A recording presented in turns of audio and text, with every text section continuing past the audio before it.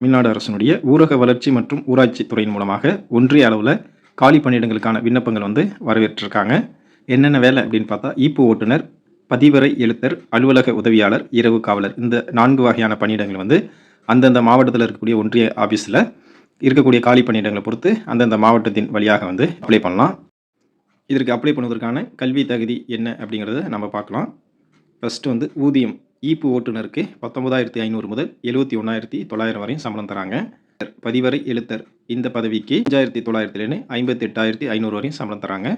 அடுத்த வேலை அலுவலக உதவியாளர் இந்த பணியிடத்துக்கு 15,700 58,100 வரையும் சம்பளம் கொடுக்குறாங்க.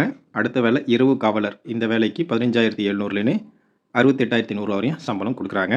வயது வரம்பை பொறுத்தளவில் 18 வயசுலேருந்து 32 வயசுக்குள்ள பொது கேட்டகரி அப்ளை பண்ணிக்கலாம். பிற்படுத்தப்பட்ட வகுப்பினர், மிகவும் பிற்படுத்தப்பட்ட வகுப்பினர் 18 வயசுலேருந்து 34 வயசுக்குள்ளே அப்ளை பண்ணிக்கலாம். ஆதி திராவிடர், பழங்குடியினர் இந்த கேட்டகரியில் 18 வயசுலேருந்து 42 வயசுக்குள்ளே இருக்கிறவங்க அப்ளை பண்ணிக்கலாம்.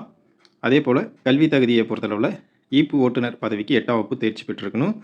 செல்லத்தக்க ஓட்டுநர் உரிமம் வந்து பெற்றிருக்கணும். ஓட்டுநர் நிலையில் 8 ஆண்டுகளுக்கு குறையாமல் முன் அனுபவம் வந்து பெற்றிருக்கணும்.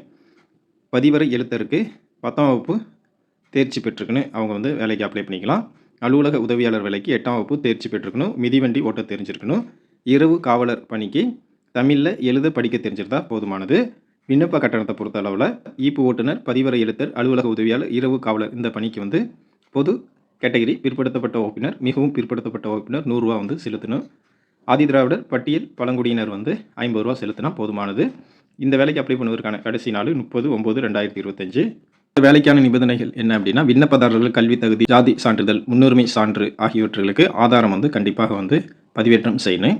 இன சுழற்சி, வயது மற்றும் கல்வி தகுதியுள்ள நபர்களிடமிருந்து வரப்பெறும் விண்ணப்பங்கள் மட்டுமே வந்து ஏற்கப்படும். மேற்படி காலி பணியிடங்களுக்கான விண்ணப்ப படிவம் www.tnrd.tn.government.in இந்த இணையதளத்தில் வந்து வெளியிட்டிருக்காங்க. அதன் மூலமாக தான் வந்து நீங்கள் விண்ணப்பிக்க முடியும்.